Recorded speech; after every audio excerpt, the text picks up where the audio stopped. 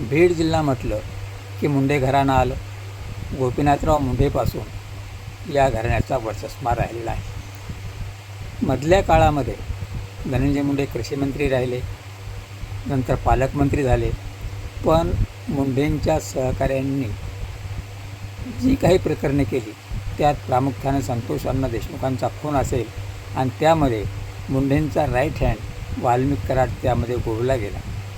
त्यामुळे मुंडेंना मंत्रिपदाचा राजीनामा द्यावा लागला आणि मुंडेंची गच्छंती झाली.